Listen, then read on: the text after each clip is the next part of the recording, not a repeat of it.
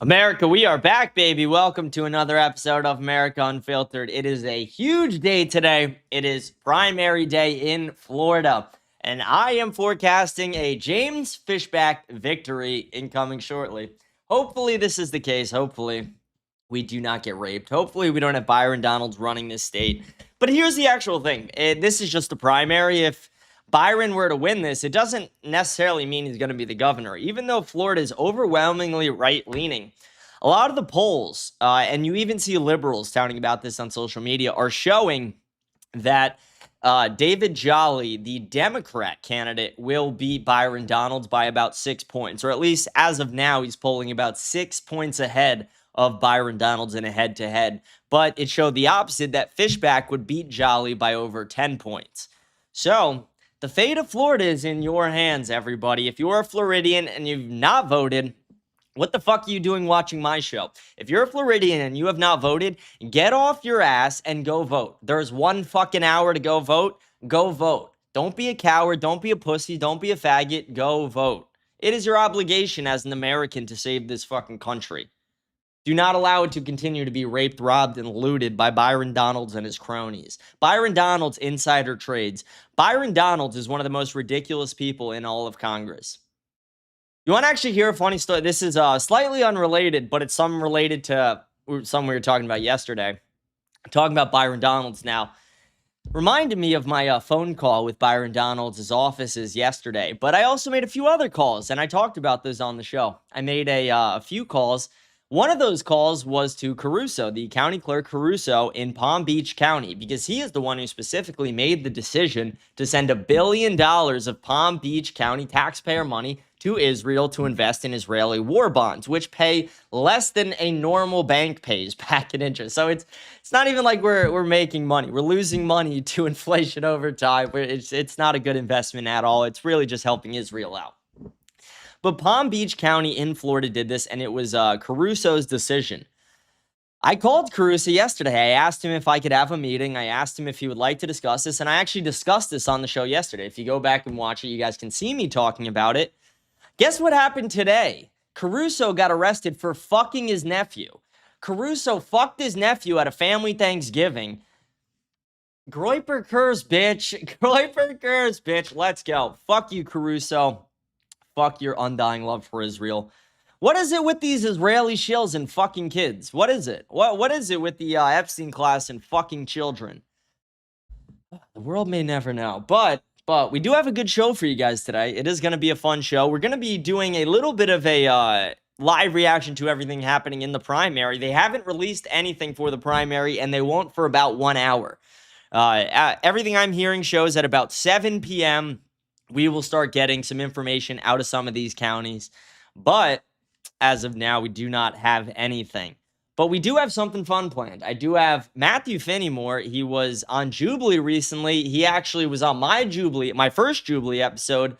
What was that? Mass deportations, anti-mass deportations, I think it was. But I debated against him. I've had him on the show a few times, but it's been a while. I think it's been almost a year now. So I'm excited to have him back on. I'm going to ask him about this Tim Pool. He was on Tim Pool's recent episode. I'm going to ask him about that. Very curious about a few different things. I want to talk to him a little bit about the Florida primaries, and I don't know, maybe we'll engage in a little civil debate here. He's a liberal. I'm a nationalist, so we fall on the opposite sides. But we're very cordial. We have a good, friendly relationship, me and Matt. So I actually see he just hopped in the lobby. So let me bring him up. Fuck it. Let's bring him up right now. Before I do that, I am going to double check that no votes have came in. Yep, we haven't got any reporting yet on voting. So okay, let's bring Matt in here. Let me get this. How do I do this? I don't know if you could hear me or not, Matt, but 1 second. I'm figuring this out. Oh, no, you're good. I can totally hear you. I just hope that my I can hear you now. Let's go. Okay. Start my virtual camera. Turn on camera. Can you see me? I can. What's up, man? Let's go. All right, let me put you on the big screen. Let me... One more second, and then we are all good. I just hate that my camera's flipped. It's the worst. It looks solid on mine. It looks normal on mine. Oh, it does. Why does it look weird on mine? I don't like that. I don't know. It looks normal on mine, though. I will say. It looks normal on mine. But how you doing? Good to hear from you. Good to see you. Happy primary day, by the way. Yes, happy primaries. It's good seeing you too, my man. It's been a doozy to say the least. I've been like left and right, up, down, and all over the place over here on my end. Got engaged. So I was gonna congratulate you on that. You did get engaged. Let's go, Matt. Huge W. Thank you. The wedding will be in 2028, so we've got lots of time to plan things out and kind of get things sorted out, you know? So let's go, man. That's what it's all about. That's beautiful. God bless you. That's amazing. That warms my heart. I appreciate that, man. That means a lot. Nice. So are you a David Jolly fan? David Jolly. Let me make sure that I'm looking at the correct person, because David Jolly seems to be fine. To my knowledge, he's the lead Democrat candidate. Yeah, he's the lead. I think at this point in the race, I think that anybody is going to be fine at this point. I think I'm more concerned about you guys with Byron and with Padalecki, right? Padalecki, is that what his last name is? No. I don't even know Padalecki. Fishback. Sorry, Fishback. I was That's thinking my you. guy. Why was Fishback. Fuck Byron Donalds. Yeah, so I was actually going to say, so Fishback went to court to make sure that he was a resident? Is that what happened? Well, one of the other Republican candidates tried to get him removed off the ballot, basically saying that Fishback wasn't a resident, and that Fishback was actually a resident of D.C. because he owned a property in D.C., but it was a rental property that he owned, that he just like Airbnbs and rents out. He's been a Florida. He was born in Florida. He's been a Florida resident his whole life. The case got dismissed pretty quickly. Okay. But yeah, it was Jay Collins, who is actually Ron DeSantis's lieutenant governor, who brought the lawsuit down. Okay. That's because I was trying to figure out like why, because I thought he said that he was Floridian. So he is. He was born in Broward County, and he's lived in Madison, Florida, for years now. Okay. Yeah, okay. I like him a lot. I think, we're going to actually be doing like live election watching at 7. So I think he's going to win, but I don't know. I'm nervous. I was going to say because they don't actually start doing the counting of the ballots until 7. I think it's like what, 7 o'clock? 7 o'clock for most of Florida, 8 o'clock for the panhandle that's on the different time zone. Okay. But yeah, so if that's the case, like for me, to be quite honest with you, I think that with Jolly, I think he's going to be fine. I think the reproductive rights, I think is something that is been a huge topic of him. Definitely something with like access for expansion of like renewable energy. I think that's actually a really good positive for sure. When it comes to like the Second Amendment stuff, obviously I want like not gun rights to be removed, but definitely want to talk about the gun violence that we have in the country or in the state. But honestly, for me, no, I think he's fine. Like at the end of the day, I don't think personally that he's going to make it in the general, just because of the fact that you already know this. The Republicans own state of Florida. I wouldn't be sure on that. Here's what I'll say. If James Fishback wins tonight, you have no chance. The Democrats have no chance. If Byron Donalds wins, the polling I've seen has all shown that Jolly has a 6-point lead on him. Byron Donalds is pretty hated. I mean, I heard that he was hated for specific reasons, but like I didn't think that he was going to be like interesting. Okay. Yeah, okay. I mean, I'm not saying that the Democrat would necessarily 100% beat Byron. I'm just saying as of right now in this moment, a few months out from the actual election, that's what it says. It says if Fishback were to face Jolly, that Fishback would win by 12 points. If Donalds was to face Jolly, he would lose by about 6 to 7 points. Okay. Yeah, because Byron has had, I'm going to say this nicely, he hasn't had the best time being in the primaries with the Republicans. He's like the Nancy Pelosi of the right. He just insider trades and does not. I mean, he's not even on the right, in my opinion. He voted for Obama. And you might like that, but he's not like a right-wing guy. He voted for Obama. He robbed a bank. He was arrested for like 3 felonies. I mean, as somebody who is for like a progressive idea when it comes to the country, if let's say, for example, let's say Fishback was somebody who wanted, renewable energy. He wanted something that was strengthening the economy by giving more power to the workers. If he was focusing on getting rid of money out of politics, if he was anti-war, if he was for the women's rights and LGBT rights, like I would be more like, okay, I get it, especially if the Democratic side is still that same mainstream Nancy Pelosi, Chuck Schumer, fucking hack. Like they're a problem. But I can't get over like I had to look into Fishback a little bit more, but I think that his stances are a little bit more heavy. He's more right wing than Byron by a lot. Yeah. Yeah. But like he's very right wing. He's like a full on nationalist. Mhm. And he's not like theocratic or anything, but he is big on I'm gonna bring the gospel into the governor's mansion. Oh yeah, no, I can't do that. No, I know. I knew you wouldn't like him. I knew you wouldn't like him. Well, because here's the thing. Like, if he was more for progressive values and actually making sure that people had the rights of freedom of speech and all this other kind of stuff and religion and everything else in between, I think that's fine. But I think the concern that I have, not just in his personal life, but like I guess the argument that I'm making is that it doesn't matter if someone's Democratic or Republican. If somebody votes for progressive values, I'm going to be for that. That's just the thing that I'm more concerned about, is progressing the country forward and giving more rights to the people and more opportunities for the people, rather than the minority in certain aspects. I think there's certain things you would like about it. Like I'm gonna just name a couple policies. So first policy, he's going to divest the $1.5 billion we have in Israeli war bonds, and he is going to create a down payment assistance program for first-time home buyers in Florida. So if you're married and you're buying your first home, you'll get a $10,000 grant from his administration. That would be one of the policies, which I think just universally, a lot of young people, that's a good, whether a Democrat or Republican did that, it's a good idea. Any way for an individual to get their first house, especially because of we already know like how like BlackRock spending, like buying up a bunch of communities and shit like that, and also Israeli money going into You want to hear something fun about the Israeli money too? Oh no, what? The guy in Palm Beach County clerk, Caruso. Yes. I called his office yesterday to ask him why he sent the money to Israel, why he invested the money in Israel. Refused to take my call. Today he gets arrested for fucking his nephew. I call his office today. I get connected to his line. I get his voicemail, and I say, hey, I asked you yesterday about these Israeli war bonds. Just, you don't have to get back to me. I know you got your hands full with fucking your nephew.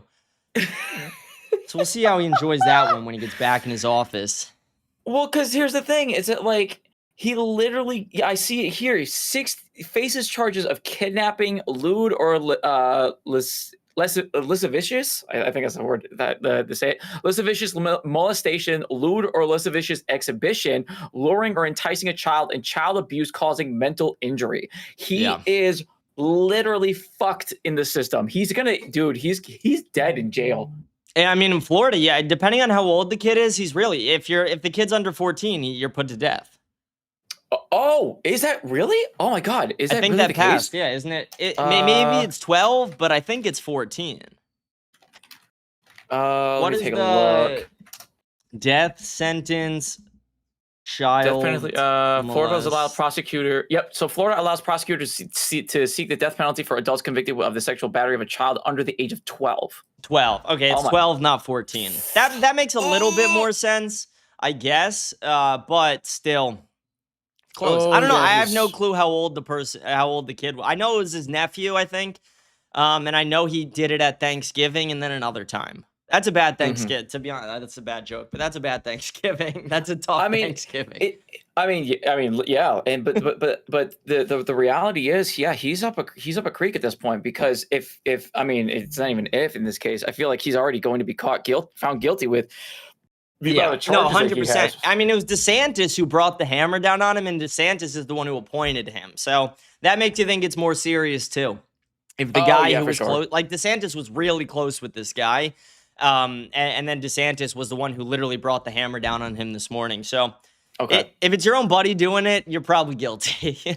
And you know what? I'll give a round of applause to DeSantis for that, because to be quite honest with you, like, I mean, we've seen it. The polarization and just being like stuck to your team has just been so like rottingly like gross that like you're more than like a lot of politicians just more than able to like or more than willing to just wave shit off just because they're buddies with them. I do like this where Ron's like, no, you've done horrible things to your own family member. You should be put through the ringer just like everybody else does. I like that a lot.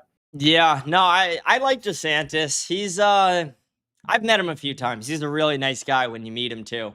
So I just really quickly wanted, someone in my chat just said I just voted for the first time. God bless you. Let's go. Let's go. Yes. That's what this is all about. That's what it's all about. Let's go, Jerp Sherp. You're the man. But I do want to ask you, I want to get into the Jubilee stuff because okay, before we get into your conversations with Tim Pool and like your experience with Tim Pool, I want to ask you about one person on the video. Okay. I don't know his name. He was wearing a green shirt and he looked very Jewish and he was sitting right behind Tim Pool across from you. David. That might have been it. He was in your opinion, did you find him really annoying? The guy who was making all the faces and like the hand gestures the entire time and he got in the argument with Tim Pool? Honestly, I did not, only because of the fact that, like, one, obviously, like, everyone's going to have their own kind of reactions to stuff like this, but I think that when he went up to Tim Pool, okay, so there's a little bit of context to this. The Tim Pool Jubilee video was so mid only because of the claims that he made. It was so, they were like, retarded. Yeah, they were so bad. Just like right here that it was so aggravating to communicate with him. So like when David came up and started to do the thing that David did, I was perfectly fine with it because it was like we need to spice it up a little bit, because if we're literally having Tim Pool on here and he's just not willing to actually be on a specific side of something and just continue to push his bullshit, it just left a bad taste in my mouth. So David doing what he did, totally fine with it. Mason also with like putting the beanie on and like doing the impersonation of Tim, I thought that was hilarious. I met exactly Mason in person when I was with you, and I never realized he had one hand until I watched that Jubilee video. I didn't either, and I was like, "Why is he calling himself the one-handed politician or whatever?" And then like I saw it, and I was like, "Me and you met shit. him together at like the same moment," and I still never noticed it. I'm like, "Damn, I'm either dumb or he hid that really well." Yeah, and he's a really nice dude. Like he's very chill to talk to, and I think that he was definitely he was definitely somebody that has, you know, practiced and rehearsed and knows his shit. So it's really good to see that coming from him. But yeah, no, David was fine. I thought that was a fine thing to do. I would have done it if I wasn't like. I didn't even think it was like rude. I was just, as a viewer, I was just like, it's just annoying. Like I'm watching the video and all I could see is like this kid making all these movements and faces behind Tim Pool. And I'm like, okay, this is just so annoying.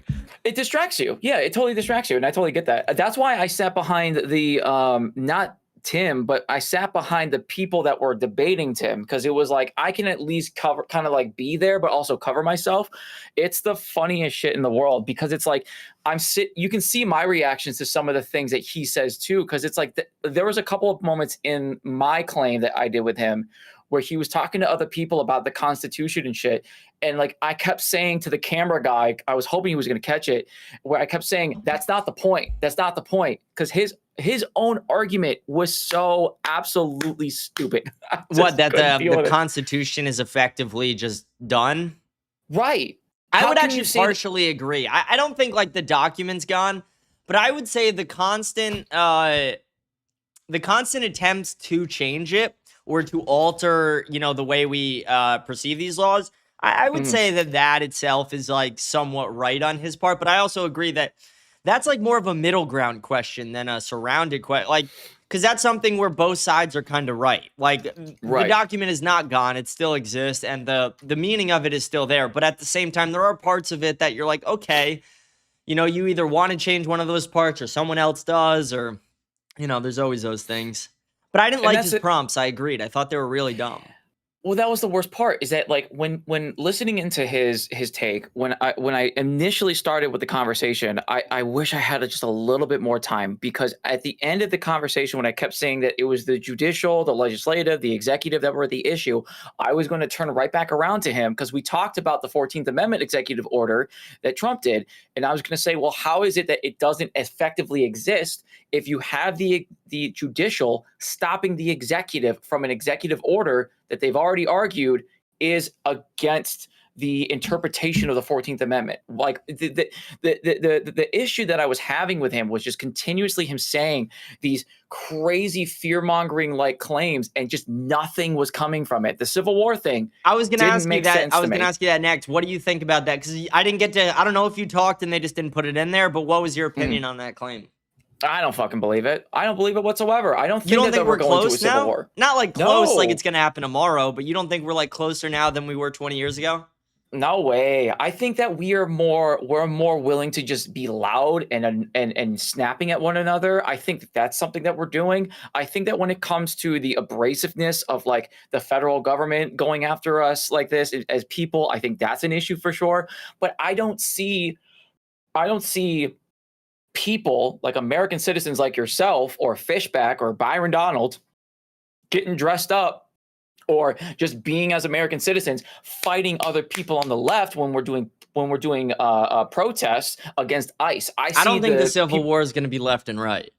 But I don't even think that the Civil War is actually going to happen unless it comes from like federal to people. But at that same time, so you think like a revolutionary style thing, if anything? If it was going to be anything, it would have been that. But like, even my hot take is I think it will be a race war.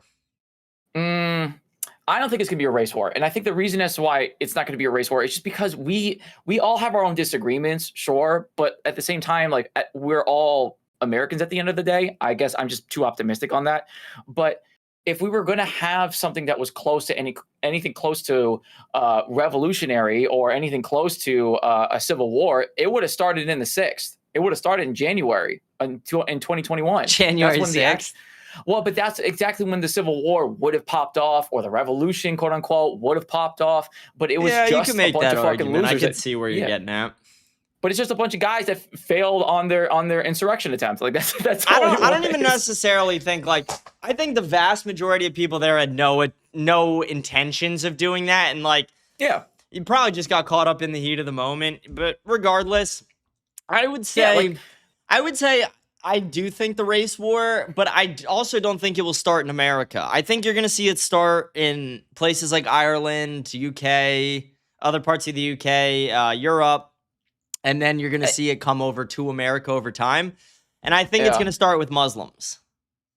In overseas, I can't really make the distinction just because I'm so focused on like what happens here that it's hard for me to kind of make a differentiation to that. But I will say that if there was any sort of civil war that was going to happen here, it definitely would be more revolutionary than it would be anything else. I think that I could see it. I just don't know anyone with the balls to take on like Jewish space slaves. No, I'm just kidding. But our government has like crazy things that they could like. If your government can fucking rape you with a satellite from space, is it really a fair war? Like if my government could kill me with a laser. Yeah, that I can understand coming from that perspective. Is it really a fair war? I don't know. I guess we'll see. But I thought, his claims were really dumb. But they were very like Jubilee coded, where it's like, I've come to just like, we've both been on it. I've come to hate Jubilee. Like I've come to just be like, this sucks. Like it's the same nonsense like they need to change something up, or they need to like, I don't know. There's something about it where it just feels repetitive, and it feels like it just gets more rage baity every time. I think Tim's Surrounded perfectly showed to me that. Oh God, I don't want to say it because. Oh, you're good. I don't like Tim Pool either way, too. It shows to me that moderates are pussies. Like if I'm going to be honest with you, it shows me that moderates and independents are pussies. I think that if you're going to be a progressive, let's say that someone's a progressive Democrat, but they have conservative like values and they vote for certain people on their conservative values, that's fine. you're still progressive politically when it comes to maybe like the federal government. That's fine. But when you are literally down ballot in the fucking middle and you're not willing to pick a side over what you morally believe is right or wrong, you're a pussy in my opinion. And that's why when he kept bringing up, and this was the thing I was going to get him on, but they didn't let me up there, was every single time he was up there, and this is no diss to URL, he kept saying the Democrats are going to be this, the Democrats are going to be that, the Democrats are going to be this. But I never heard anything from him when it came to the Republicans, except for, yeah, the Republicans are bad, but Democrats are this. To me, it showed that you are secretly a conservative, but you're too pussy to be a conservative. So instead, you want to put on the moderate label to make it seem like you're an actual independent. That's the thing that was throwing me off, because he kept calling himself a Bernie bro, but he voted for. I think he is just like a 2000s liberal, where it's like if you're a 2000s liberal and your opinions didn't change at all from like the year 2000 to 2026, you would just be considered like a conservative.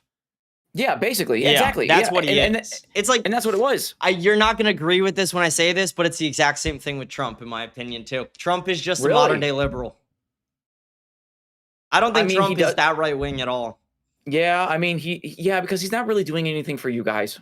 Like, if I'm going to be honest, he's not doing anything for you guys. He's only doing it for himself. I mean, look. But it's not even that. It's like, here's the problem. My biggest problem with Trump is, and I'll try and keep it short, but it's like Trump is saying he's doing all these things. Like, Trump is going on TV and saying, guys, we're getting mass deportations. Guys, we're getting this. We're getting but none of it's actually happening. And all it's going to do in the end is empower your side, like the left a little bit. Not even a cheap shot at you, just the left in general.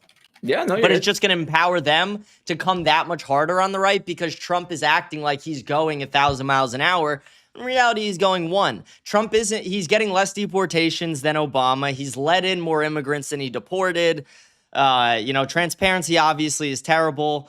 But it's like, if you're right wing and if you have like my beliefs, you're just like, okay, this is a complete failure. This is nothing. Well, because let's think of it, right? Let's think of it logistically. Okay, so he's talking about mass deportation, but he's doing it at an executive level. Why are we not putting policies down to actually isolate it? So with the next person that comes in, which, I mean, if we're going off the predictions like we normally do, when it comes to special elections and the midterms, Democrats are going to smoke them. That's what I'm going to say. If it swings heavy left, guess what? The presidency is going to be the exact same way, which means all of his executive orders. That. Well, I'm just going off of like a hypothetical. No, I get where you're going. Yeah, because like if it goes left and the president becomes left, guess what happens to the executive orders? They're gone. So like, why are you not putting out policies to actually enact what you want to have done? It doesn't make sense to me. He cashed in all his political capital on Iran and Epstein. He has no political capital left. Like, Trump is just a shell of himself. And it's so disappointing because, like, 2016 Trump was one of the most electric things ever. And it's like, you really had to, like, if you were a fan of him, you get it. And if you were in, like, the positions I was in, you get it. But it's just like, he was like a glimmer of hope in a room of darkness. Like, it was so nice to hear the things he got up, he pointed at Marco Rubio right in the face and said, "You are bought and paid for by Miriam Adelson. You are a puppet. I don't have to take money. I can do whatever I want because I'm rich." And I was like, wow, I've never heard a politician say this. And then Trump comes up, appoints Rubio, takes $250 million from Miriam Adelson himself. And I'm like, okay, what the fuck is happening? We just got literally, and that's the thing, right? Is that like, and I'll go on these like live sometimes, and I'll just ask the question. It's like, you guys were promised in the first term all of these different things that he was going to do, all of these different things that he said that was a detriment to our country, which is very true. The fact that we're continuously bombing other countries and we're destabilizing other areas, spending hundreds of billions of dollars on this shit, this is not something that we want to do. Why are we going back into another Iraq situation? But now it's like, well, he's doing it. What do we do? What do you guys do at this point? And it's because he's so easy to be flipped that's why he attacked Iran, because he listened to Benjamin Netanyahu. He listened to all these people that were in his cabinet saying this is a good idea, but it wasn't a good idea. Yeah, the Netanyahu relationship has just gone way too far at this. It's just so bad. But yeah, I don't know. I mean, it's right-wing politics is not that the politics itself sucks, but the candidates we have, like JD Vance, terrible, Rubio, terrible. the hope right now for people like me is that somebody comes in that, either people haven't heard of, or he's just like people just didn't expect, like a new Trump, like a new, the same. When I say new Trump, I mean an outsider coming in who's not a politician. And I like two people specifically. I like Joel Webbin. He's a pastor, and he does a show, NXR. He's very good. I like him. And then John McEntee, who you might not recognize his name, but if you looked him up, you would recognize his face from TikTok. John MCENTEE. Former director of the White House. He worked with Trump in his first term, but you would recognize him from TikTok. He would do all those videos where he's sitting eating a meal, and he'd be like, "The left says this," and like he'd say something like, smart. And he wait, who was he? Oh, he was in the first administration. That's why he's doing all of his TikToks right now. That makes more sense. Okay. I was wondering, like, why the fuck is he here in the cabinet? Okay, that makes more sense now. Yeah, he was a little further right wing than most of the people in the cabinet. But no, I think he's I would love for him to run, if not Joel Webbin. See, and for me, that's why.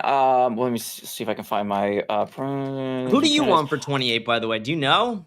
I think it was Bashir that I said. Oh, okay. I thought you were gonna say like AOC or Newsom.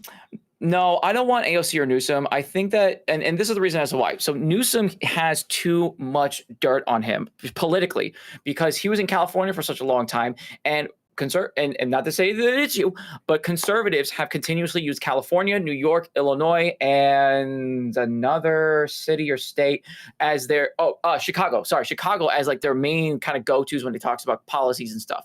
So for California, he has too much heat on him. AOC in the beginning wasn't really the best member of the House, in my opinion. I think that her thought process was kind of all over the place. The ceasefire video. Yeah, I would say that. If anybody's got a really good shot, if they gave Kamala a little bit more time, I think that'd be fine. I think a prosecutor is a really good choice. That's my personal opinion. Oh, you still want Kamala? I will say that if Kamala got the actual length that she was supposed to have and actually went through the primaries, I think she would have done a pretty good job. I think that she would have gotten either better in the polls or she would have beaten Trump. If she had the time frame. Biden undermined her?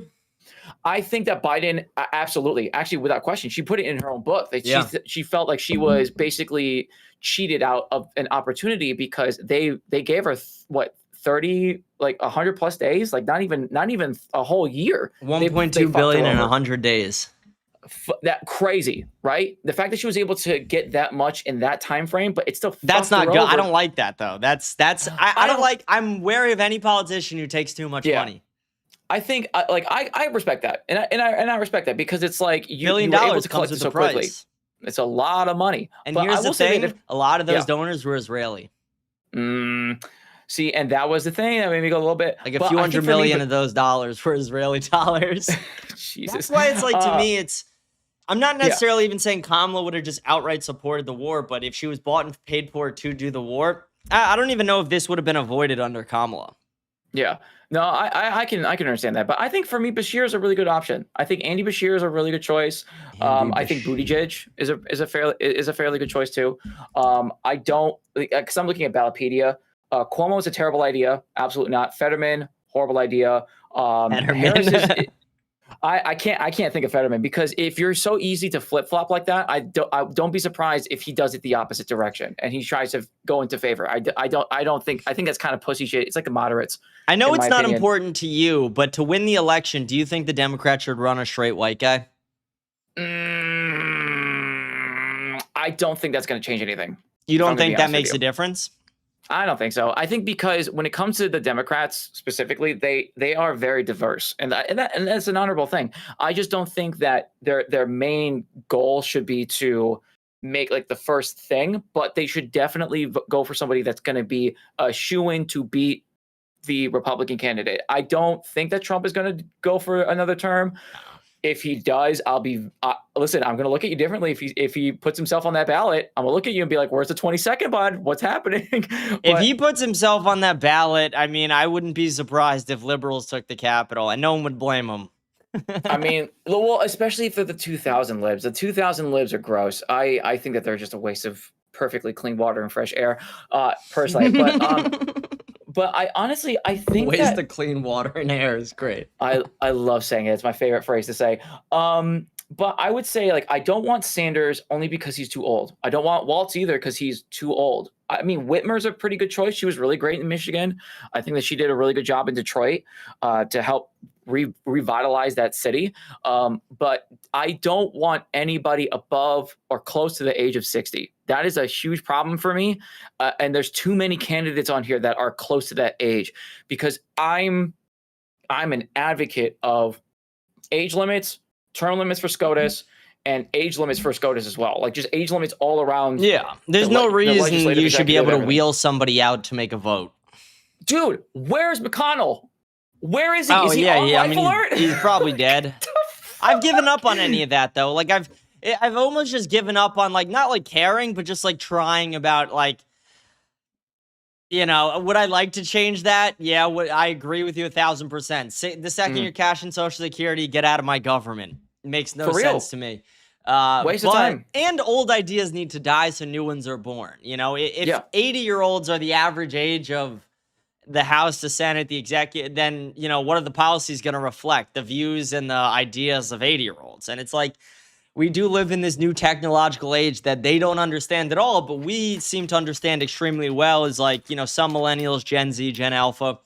And the direction really needs to turn in our favor soon. And that's one of the things I like about Fishback. He was the first politician I ever saw who put an extreme emphasis, not just once or a few times, but throughout his entire campaign on, I'm going to help Gen Z. I'm barely going to help the boomers. I am going to help Gen Z, though. Which, you know, for my own personal reasons, I love it. And that's something I think is admirable to help the next generation that's coming in.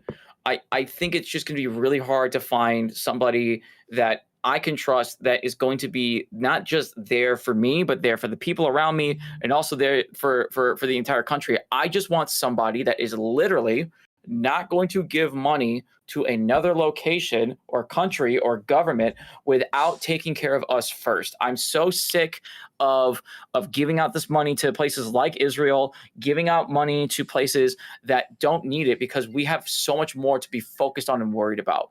Yeah, personally. No, I mean, it's crazy too, because I don't know. It's just it's not gonna stop anytime soon. Even though it's become such a big issue in American politics and everyone's talking about it, it's still not gonna stop anytime soon, which just proves how screwed it actually is.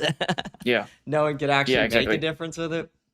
But I mean, we could hope. I do think there are certain politicians who would divest the Israeli war bonds, but when it comes to like the federal allocation of spending towards like the, you know, $3.8 billion we give Israel, that's going to be very hard to get away from. And probably when we get away from it, it's going to be when Israel says, hey, we don't need it anymore. But that's also like its own thing, because $3.8 billion, it is a lot of money, obviously. But to the government, it's small. Like, in reality of like what we spend a year, $3.8 billion is a very small amount. And my argument is not necessarily that we should be sending them the money, but my argument is the day we stop it is, like, if you think Israel's committing a genocide now, wait till, you know, the golden handcuffs are off them. Wait till they have nobody funding them who, you know, like, right now we have, like, a little bit of negotiation leverage with them where we can say, hey, we're giving you money, we're giving you weapons, we're giving you intel. Don't, you know, bite the hand that feeds you too much. And that's the thing, too. That's going to go away. The amount of suffering that they're actually that they're actually dispersing to all these other countries with our money, and just making it basically feel like it's a proxy in this situation. And even just now with what's happening with the Strait and Iran and killing the Ayatollah. We lost the Strait. We lost that war.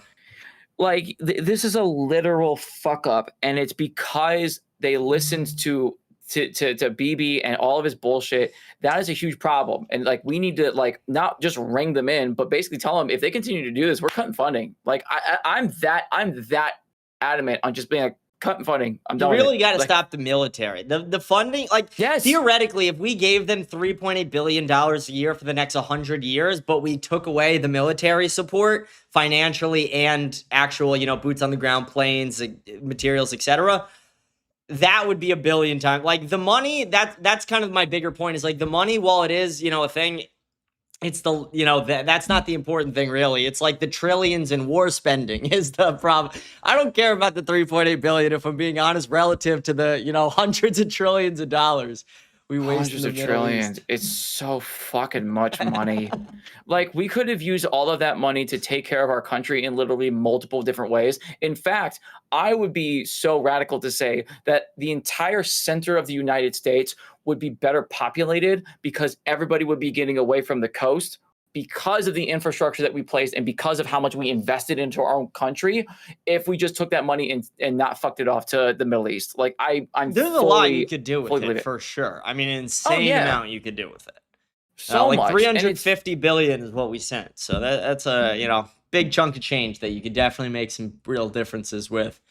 Right. It's just insane. But like and that's what makes it just so crazy to like listen to these politicians or even to these people that are just so comfortable being fucking moderates that don't have an actual bone in the race. That's my problem with Massey. I love Massey for a lot of things, but I hate that he's a moderate. I hate that he's just never willing to go the extra mile besides with the Epstein stuff he did, but outside of that, politically, he's a hack. And I think because they kind of gave him the chopping block at that point. It's because they were just so willing to just they fucked him over because after he was like, I want this bill to be in the case, Trump said, hey, we're kicking you out. And then at that point, he basically just said, all right, fuck it. I don't want to go to the left because of this, that, and the other, but then I'm not going to stick to the right. I'll just be moderate. And it's like, at that point, it's like, okay, well, if you're not going to flip, fine, but you better you either better stay in that position or you fix that seesaw, because this is insane.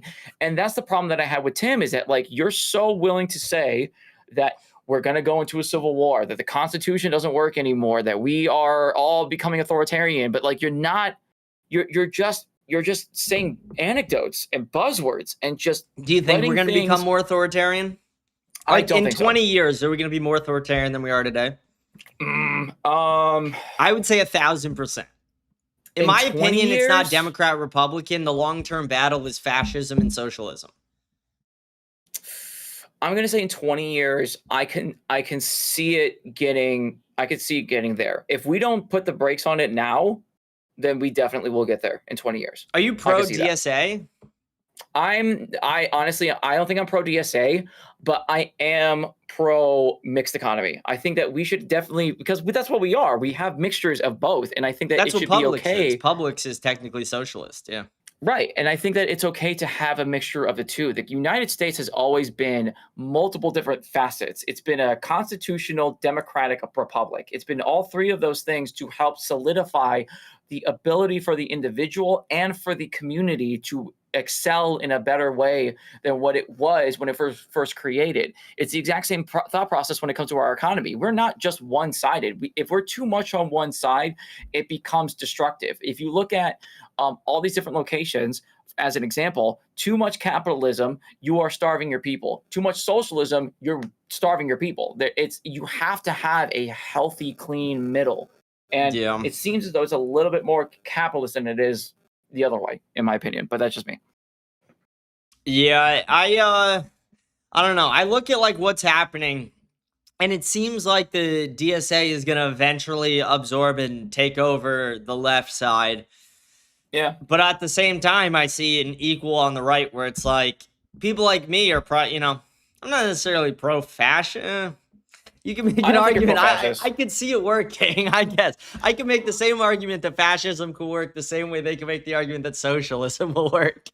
I don't think that but the thing is, I don't think that fascism is what you're looking at. I think that what you're looking at more is you want a strong golden age of capitalism. That's what you're looking for. I just want like a strong golden age of restoring America back to its founding principles. Like not even just capitalism specific, but it's just like the immigration, like when I say like I want like a crazy far right leader to come in, like I want a guy who's going to come in and like, here's my problem with Trump is he starts the mass deportations very quickly. 2 people get shot in Minneapolis, and then Trump kind of calls it off. Like they're still happening. They're still deporting people, but it's way less in your face. And it's, the numbers are way less, to put it frankly. Like Greg Bavino was fired. He was the one who was really pushing for them. I want a guy who's going to come in knowing that, like, okay, I'm probably going to get killed at some point because I'm going to do some crazy things, but I'm going to get them done.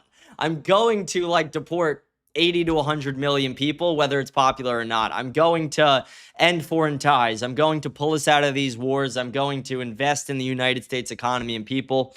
And yeah, I would want a president who is going to actually stand up for, I would say, stand against the extinction of any race. I would say it's rare you see a politician get up there and say, I don't want, white people to go extinct. I would like that to happen. White people are close to going extinct in America, and I'd like a politician to acknowledge it eventually. White people? Really? People are going... In 15 years, we'll be a minority. The white population has shrank a lot.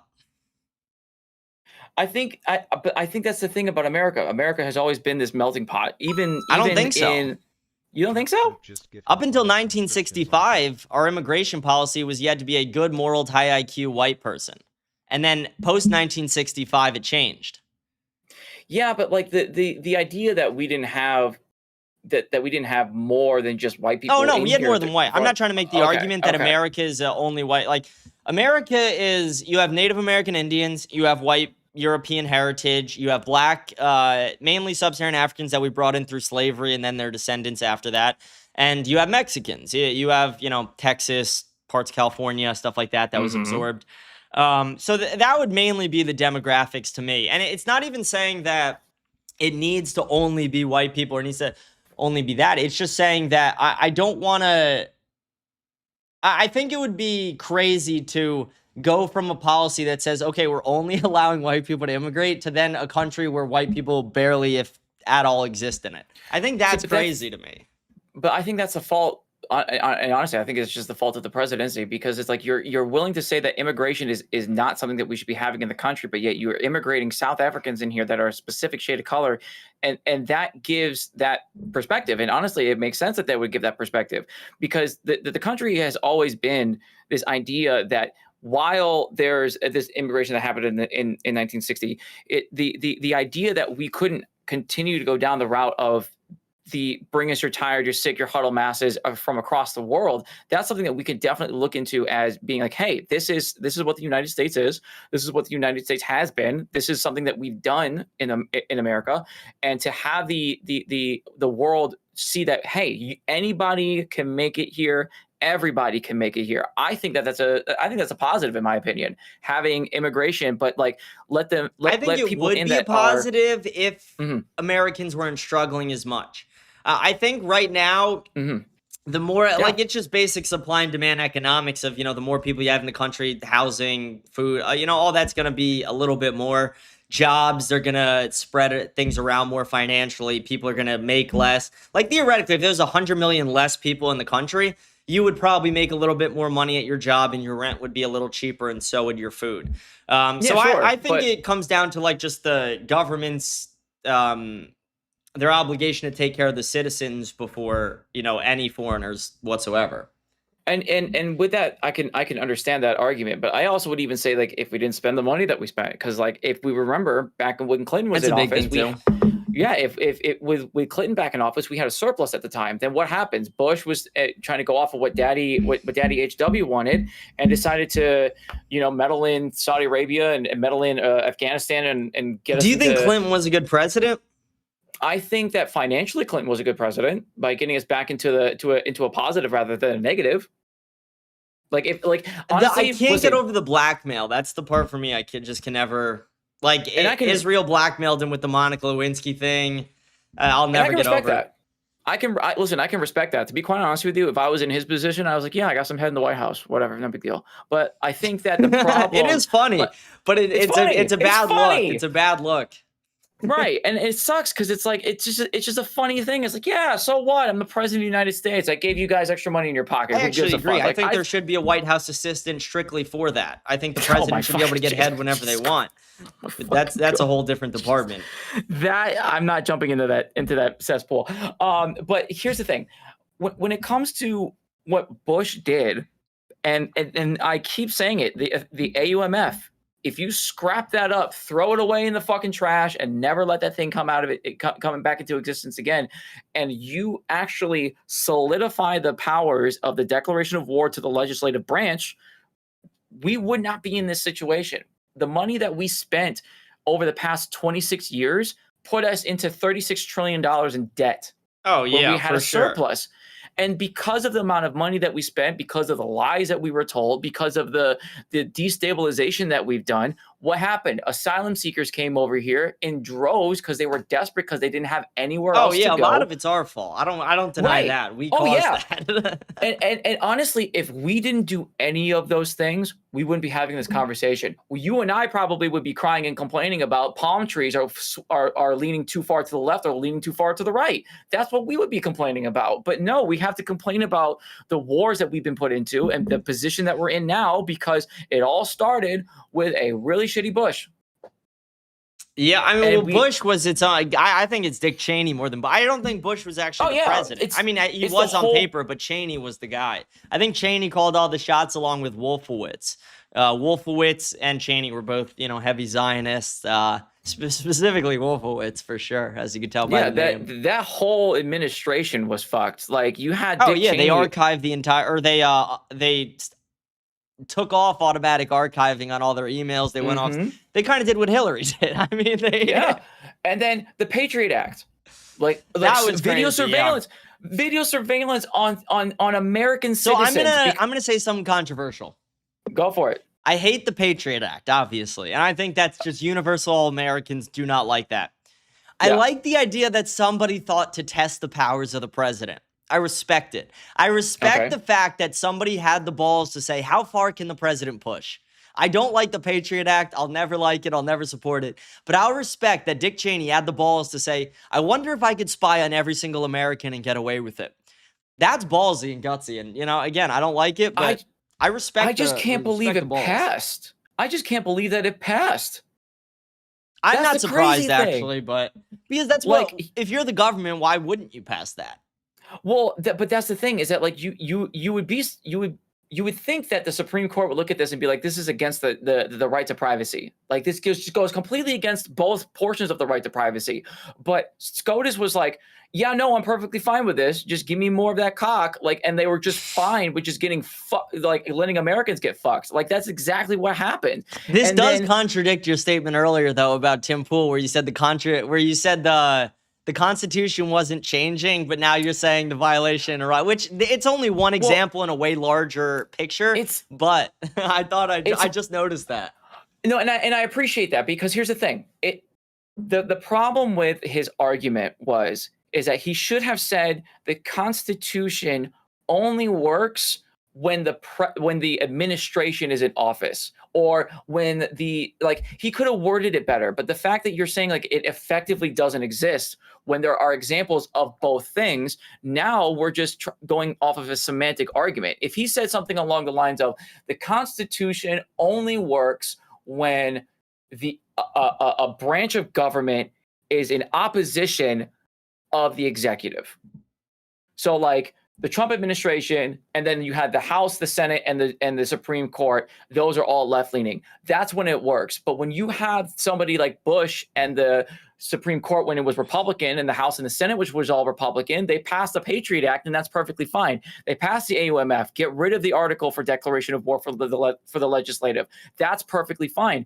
So it's the problem, and this is why I fucking hate it when moderates come up and try to make a fucking point, because they literally will just make a milquetoast argument that doesn't actually sway anybody's opinions. Yeah. It doesn't do anything, because you and I just came up with arguments that said, yes, the Constitution does work, and also, no, the Constitution doesn't work. Like, no, what are we doing at this it's point? really a pick and choose thing. You could just pick different amendments and say this one, this one's there, this one's not, this one's up for interpretation, this one's not.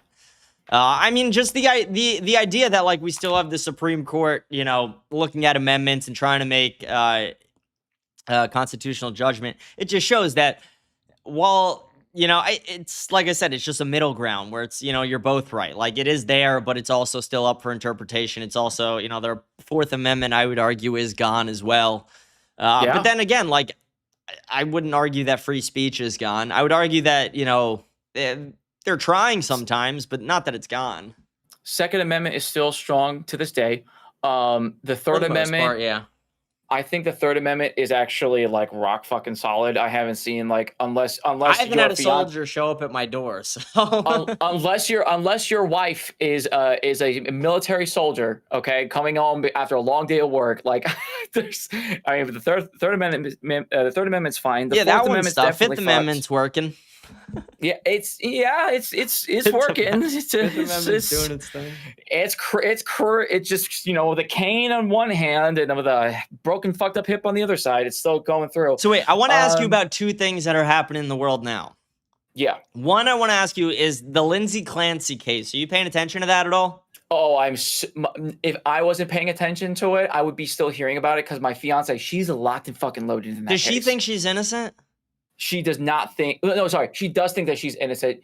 That doesn't scare you as a potential future husband. No, I'm not trying to dissuade you. I'm just saying. No, you know why? Would scare the fuck out of me. No, because and here's the reason as to why. Because one, my fiance and I are very communicative. Like she and I talk about everything.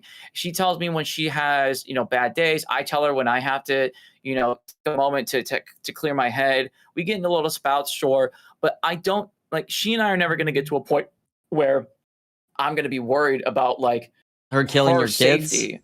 Kids. That, or even her worrying about me killing the kids, trying to kill her and then frame her. Like there's that's what so they're much saying it both is. Sides. That's what they're saying it is, right? From what it sounds like, he had an affair. He has somebody on the other side that's in New York, I guess. They were friends and now they're in a relationship and now they're married 3 years after she was caught. 3 years after she was hospitalized and arrested. This was after all the kids happening. Apparently, all of his DNA is on the bands. The bands were wrapped up in a fishing knot that apparently nurses don't know how to do, but fishers and sailors, who he is, does. Then her body temperature was 82 degrees, so close to hypothermia levels of emergency that she was out there for apparently 30 minutes. But didn't she admit to it and her lawyers admit to it? Apparently, from what happened is that she admitted by agreeing with the psychiatrist on the admittance because the psychiatrist was the one that helped with the admitting process because she was thinking of things in her head. It's a whole I'll look into it more because you definitely seem to know a lot more than me about it. I'm going to look into it more, but I was just curious on you. I saw the headlines about it. I've seen some of the videos and I'm just like, damn, some of these people seem to have lost their minds. I'm like, she admitted to it. That's crazy. And that's the thing is that it's so her psychiatrist is also the husband's new wife's best friend. Yeah, that too, Fred. Exactly. That was the thing that made it crazy is that they're the husband, the psychiatrist, the wife, they're all too close together. One of my female viewers actually just chimed in and said her psychiatrist is also the husband's new wife's best friend. Wait, yeah, the psychiatrist is the husband's new wife's. Oh, okay. Yeah. Interesting. Yeah. And I'll look into it. I don't know.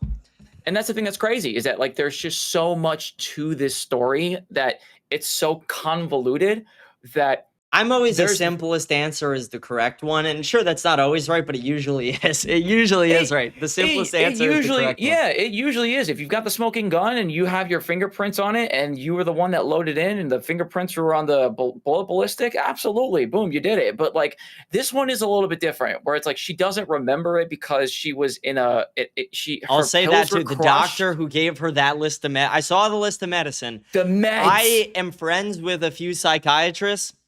I've talked to them, and I've looked into a lot of these SSRIs and antidepressants and these things over the years just because it is such a big problem with our generation, and I wanted to know about them. Just years ago, I looked in all this. The list of stuff the doctor needs to be in jail with her.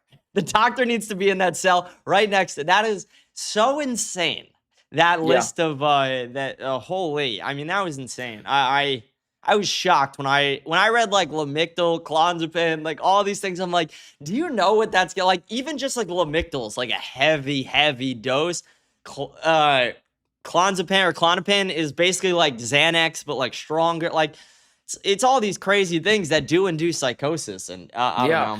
And that's the thing that made it so crazy. It was like listening and just like looking at all of this stuff that she was taking, then listening to the fact that from the reports, the pills were crushed for her to take them. So people were making the conspiracy that the husband crushed the pills and put it in her drink, basically drugging her and like fucking her head up even more. And the amount of medication that the psychiatrist didn't even know the medication that she was taking. And the defense attorney was like, just get a HIPAA request. You're a psychiatrist. You have the ability to HIPAA that medication for her. And she's like, I didn't think it was necessary. What do you mean you don't think it's necessary? You're her psychiatrist. It's crazy work. Yeah, I'm going to look into this one more. That is, it is a little bit more curious the way you put it than how I originally saw it. I'm going to look into it more. I'm still sticking with my guns for now, but here, wait, I want to check. Let's see if we have any updates coming out of Florida. No, we have 0 updates still on the vote. Yeah. But, okay, I wanted to ask you about one more real-world thing. What do you think of the Dean Withers false rape allegation? Did you see that? Oh, I haven't heard anything about that. I've always been an advocate of, and this is something that I am in the belief of only because of a couple of different things. One, people very close to me have been affected by this, but also 2, people that have been victims of what has happened to them, I'm also very close with. So this is, I'm not on the fence with this one. I do believe that women have suffered for sure. I think that when it comes to something like this that happens for someone like Dean Withers, what you should do is immediately go offline, talk about it, figure it out, get your shit in order, and then make a statement afterwards, and then never bring it up again. Because the problem is that now that he's continuously saying over and over and over again that he didn't do it, even though he's the type of person to say that all women are that. Oh, believe all women and stuff like that. Believe all, the believe all women was always crazy. You shouldn't believe anybody. It's not that you shouldn't believe anybody, but it's like you should always be skeptical of everything you ever hear. Everything you hear, no matter what it is, good, bad, it doesn't matter. Always be skeptical. Everybody in this world lies, and that's the real reality. Everybody lies. Everybody has their own agenda. I'm not saying everyone who's been raped is lying. You know, it's not that, but there are a lot of people who do. There are a lot of people who don't, and you really don't know until you question it. And I think, as crazy as it could sound, you have to question. You have to question the people to get the real answers. You gotta. And this is where I have to slightly push back, only because it's anecdotal and so close to my family that I can't do that. It's because the individual that I know that has suffered through that has gone through so much issues in their personal lives that it affected them to the nth degree, even when they were told that everything that they said, even when they knew that everything was true, even when it was found out that everything they said was true, they were still put through some of the worst shit possible because nobody believed them. And that's the worst. But what we're getting we're getting the first voting in right now. Donald's up 49%, Fishback 26%. But it's only one county. Yeah, one county. It's based off of Osceola. Yeah. Okay, that's not even. I'm looking at it on the live stream. Okay, so Byron is leading heavy. Jay Collins is in second from that county. But I also think that is Jay Collins County. Yeah. I voted for Dana Marie Foster. I liked Dana Marie Foster. I thought that she had some good policy plans. I liked her too. Jolly was a good second place for me, but I liked Dana's personally. But that's fine. For me, either way, is whoever wins is great. I just don't know how it's going to go when it comes to governor for Florida. That one is such a that one I think is going to be more of a purple state. If I may be so bold to say it, I think it's going to be more of a purple state than it is going to be. Which one will be? Red. Sorry, I'm just looking at this. Oh no, you're good. I think Florida is going to turn more purplish than it will be a hardcore red. Yeah, for sure. I mean, definitely with the way the youth is trending, the vast majority of young women are left leaning, and you are having a lot of people move in from left leaning places. Still monitoring this to see if they just called Charlotte County, Brevard County, Flagler County, and Volusia County. Let's see. I wonder how Polk County is going to go. Democrats. Holy fuck. Okay. I mean, Fishback is going to... Damn. That's sad so far. But here's the thing. It all comes down to 4 counties in Florida. Yeah. Comes down to Collier County, Palm Beach County, Broward County, and Miami-Dade County. Yeah, because those are the big heavy hitters. Yeah.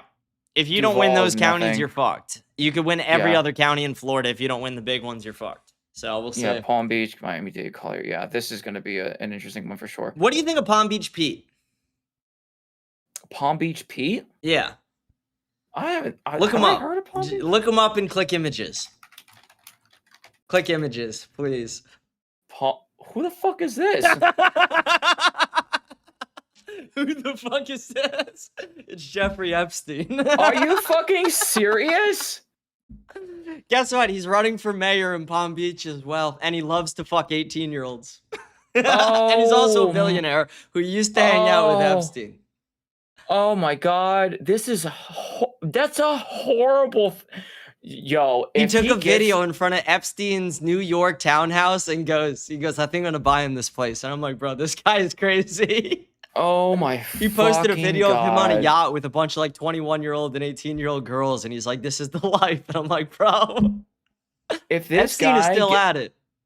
If this guy gets mayor, I'm leaving the state. I want him to get mayor, Loki. I kind of do. You want it for the memes, but I do. And his number one thing is like, he's like, I just want to make the pizza and bagels better. He's like super Jewish. He's just like, I just want better pizza and bagels. Fuck. It would just be so funny. It would be okay, funny. right now, Fishback is 7% of the vote so far. Tallahassee just got called.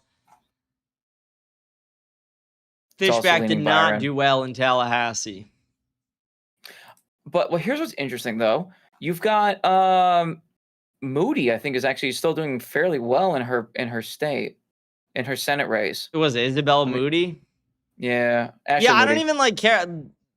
Democrats for the midterms for the House and Senate for me. I think that's gonna happen. I think that's what I'm voting for. Yeah. You wait. Hold on. What?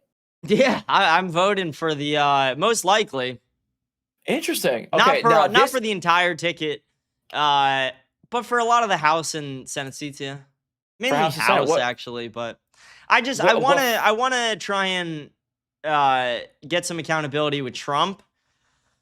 And I think if we can, it's also just like political strategy in the sense of if we can stop Trump from fucking up a bunch more, we can win 28. We could have a right-wing guy win 28. If Trump fucks up for 2 more years, we're screwed. I mean, you know what? I'll take that. I'll take that. If that means that he gets the fuck out or like he gets it, like I'm actually ooh. I wonder what they would do legislatively then. If that's the case. Oh, that would be I think they would I don't know. I'm hoping just some transparency with Epstein, Iran, and mainly that. Those are really the only things I seem to give a shit about these days. Yeah, I think the impeachment thing is gonna be hard. Well, not if Jolly you got the House and the Senate right now. It's not even close. Jolly.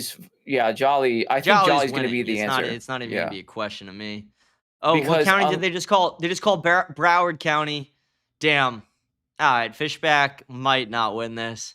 All right, to everybody who read my message on Telegram and Twitter where I guaranteed a Fishback victory, you win some, you lose some. you win some, you lose some. I don't know what to say. But I will say this. If Fishback, again, win or lose, Fishback pulled off the most impressive campaign I've ever seen from a politician. He's the only Florida politician or candidate to ever hit every single county, meet with as many voters as he did. He out-campaigned Byron 1,000-1, not even close, even though Byron outspent him 250-1. Fishback will be president one day. I can almost guarantee it. That's the problem is the spending. Yeah, well, and the Trump endorsement. Yeah. Trump endorsed Byron. Are you looking at the websites too right now with the New York Times? Yeah. They just called. Oh, they already called Flagler. Okay, they just called Citrus, Hernando, Pasco, and Sumter. Vindman and Nixon for the Democratic special primary for Senate. What the fuck is Collins they're so getting close. second? Collins is getting second. Probably Collins just is because a fucking idiot with one leg, and regardless of how he lost a leg, he still has one leg. I think that's the reason. That's why he's getting it. Who wants handicapped politicians? Like I can sound like a dick, but I'm an ableist. I don't want handicapped people in my government. David Crenshaw. Yeah, fuck him. Fuck him. Fuck the pirate. Are you kidding me? That Jew-loving pirate? That Israeli-loving pirate? Fuck Dan Crenshaw. Who the fuck is Dan Crenshaw? I had a whole 20-minute rant about Dan Crenshaw the other day with his fucking comments about being affordability. I was like, you are just the most out-of-touch cunt I've ever heard. I mean, Crenshaw has kind of been weird. But I will say the closest race right now, or the closest race, is definitely the Senate race for Democrats.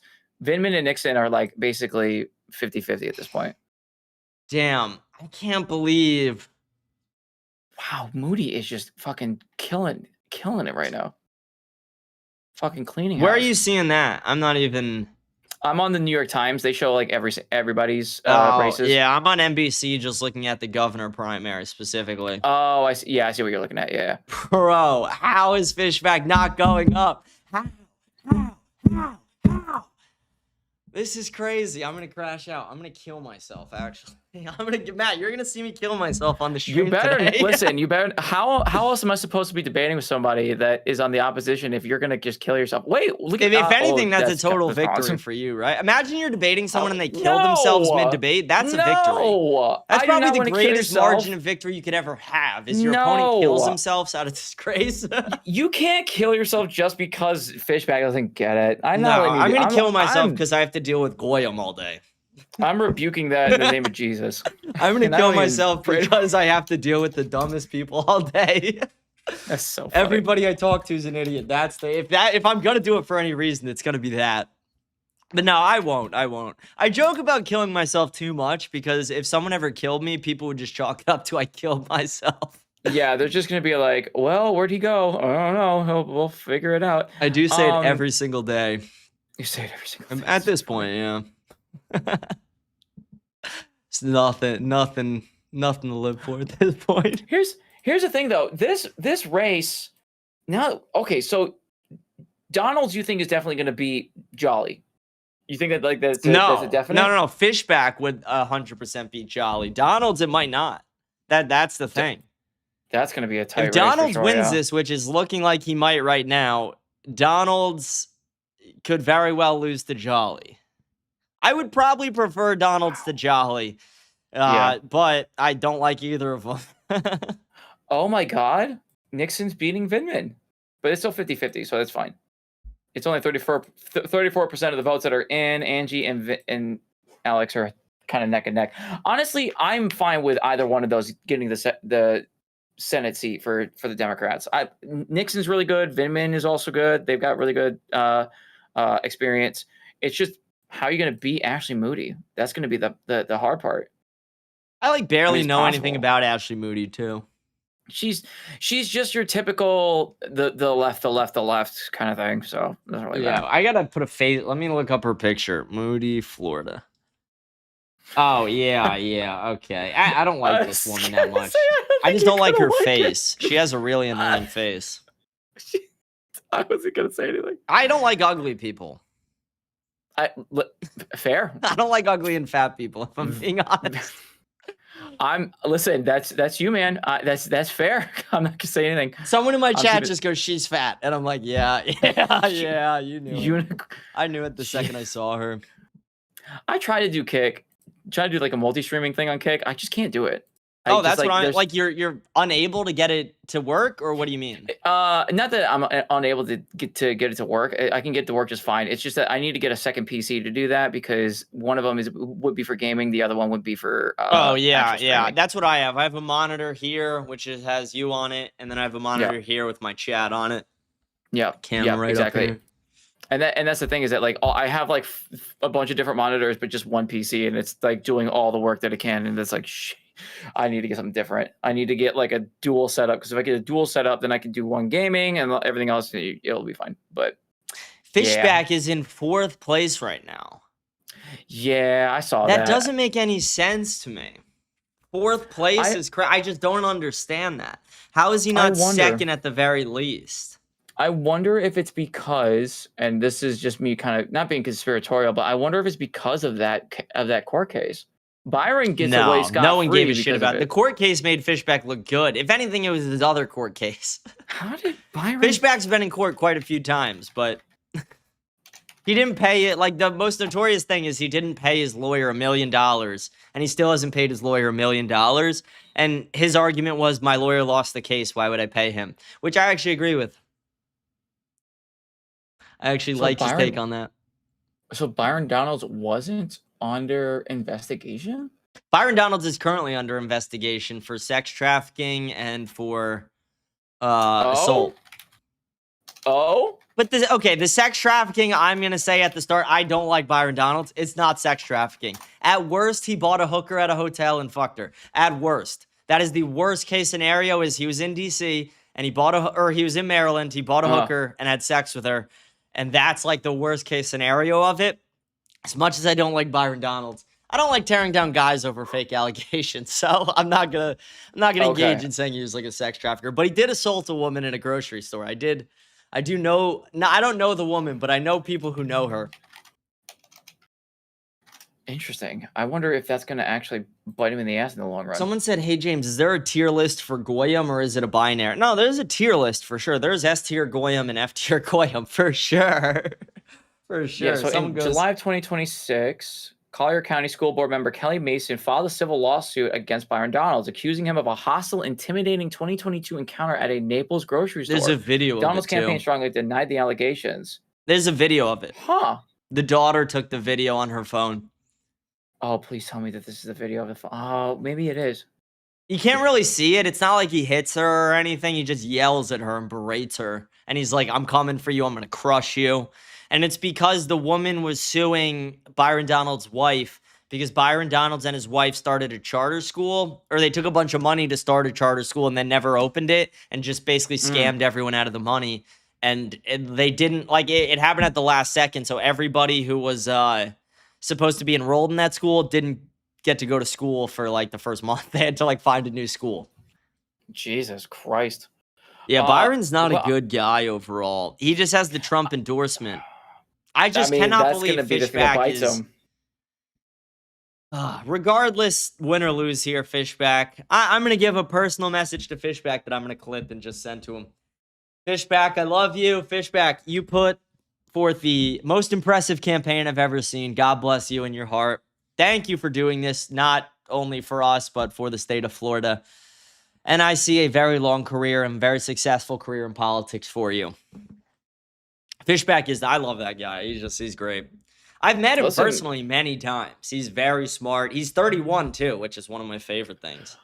I think I only saw him on that Jubilee video, and he did a good job. He was. That's impressive. When he was kind of pro-Israel. He actually, if you go back and watch the Jubilee episode, he actually argued the pro-Israel position against Destiny.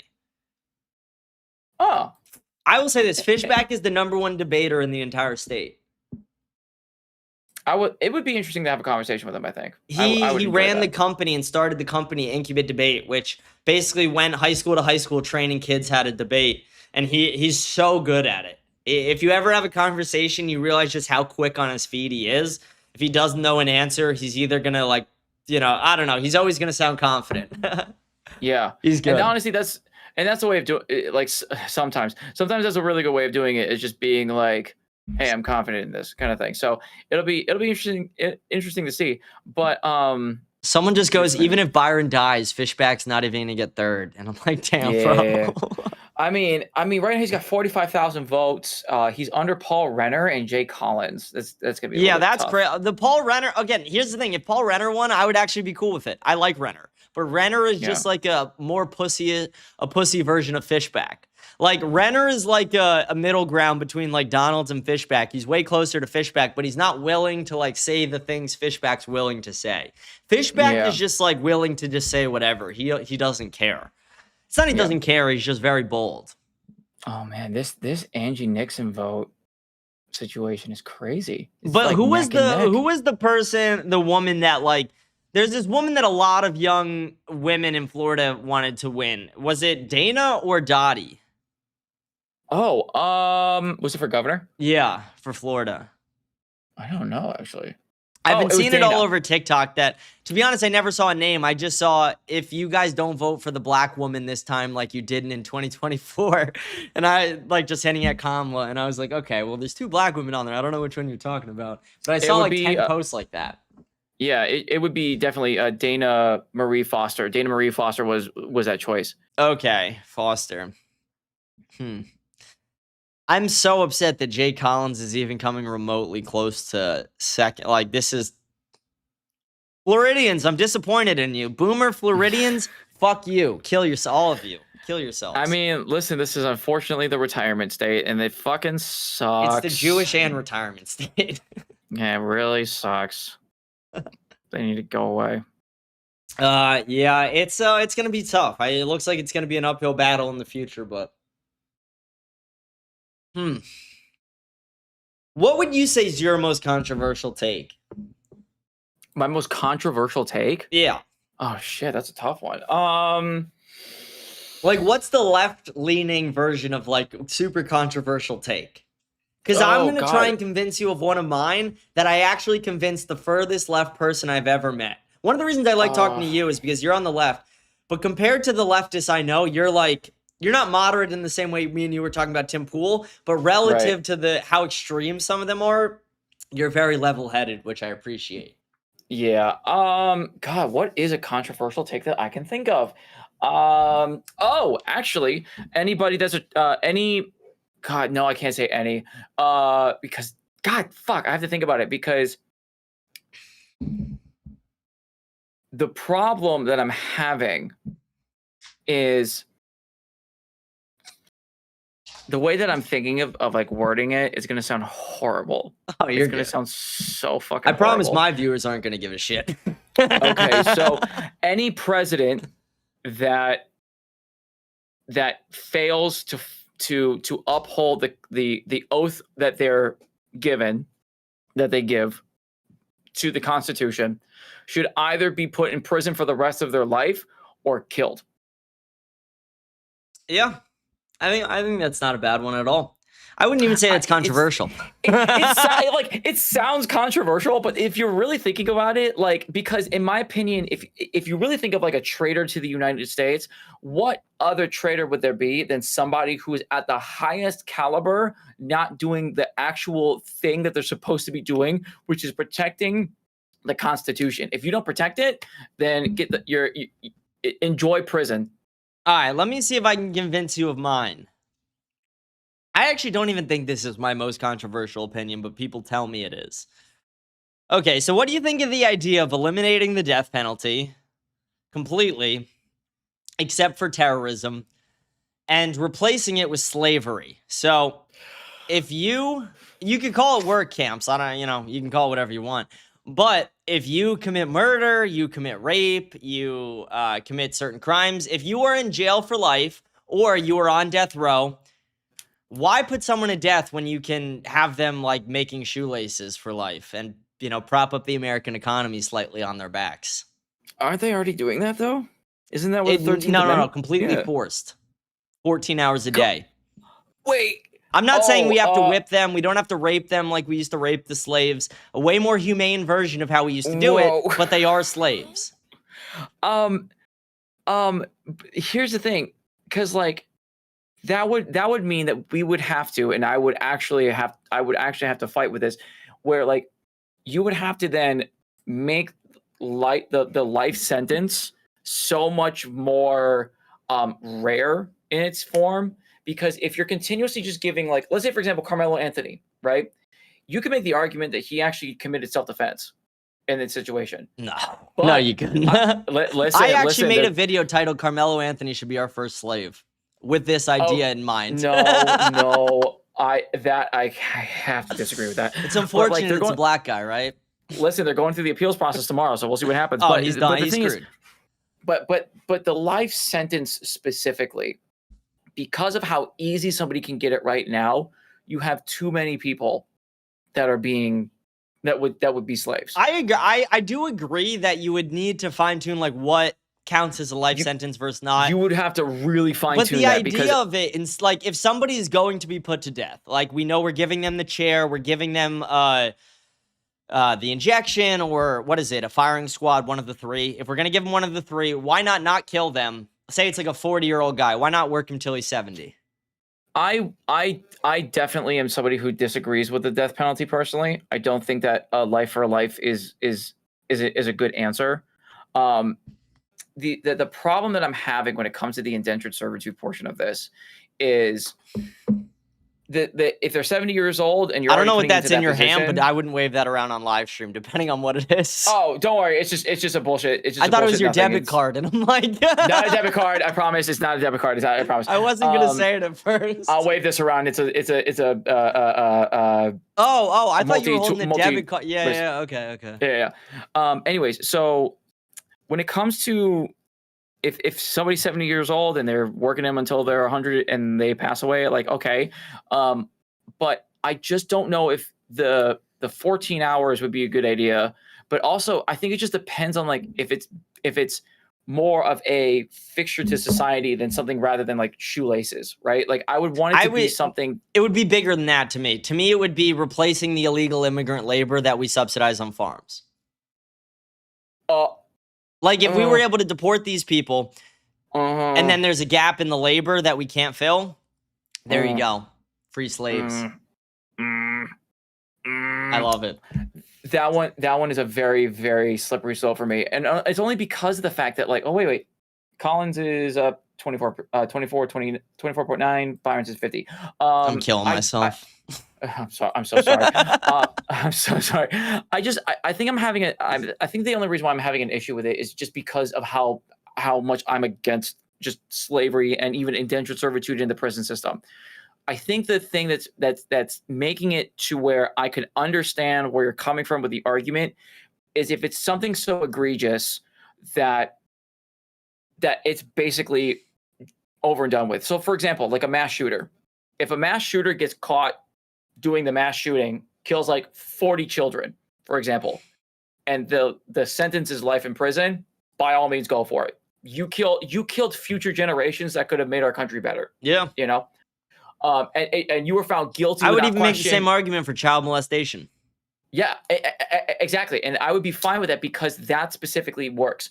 But if it's something as simple as like M1 and you find out later on that this person was exonerated, was actually innocent and they get exonerated, all of that time that they committed indentured servitude or slave labor was basically for nothing because they like, even though it helped the community, the problem is that those people lost their chance to actually fight for their right to freedom. I think so.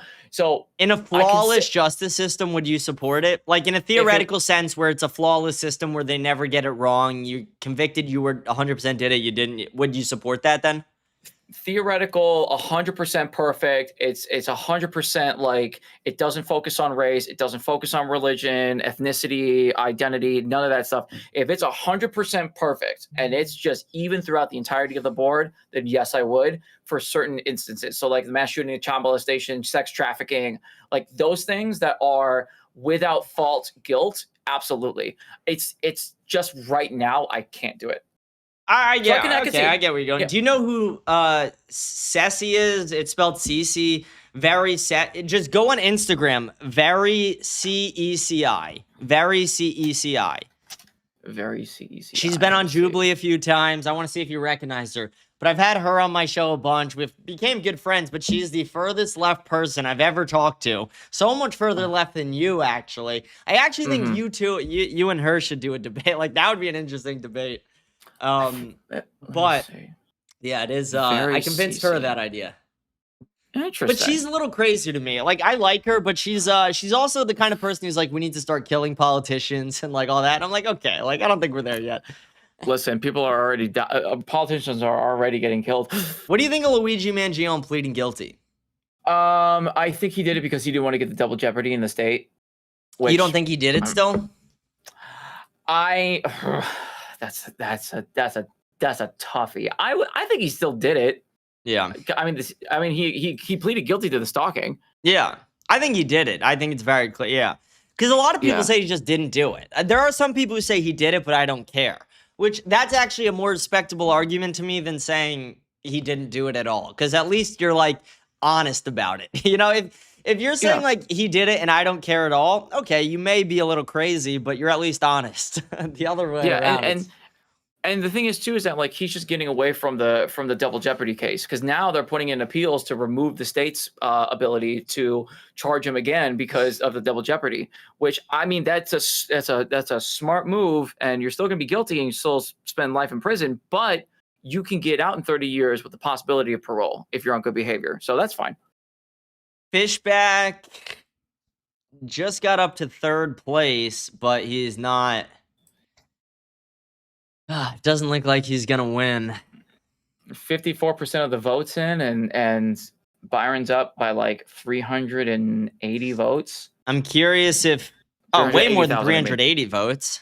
380,000, I meant. Yeah. Let's see if Fishback is tweeting right now. Oh, actually, that'd be. He goes, if you're already in line, stay in line. They legally have to let you vote. Too big to rig.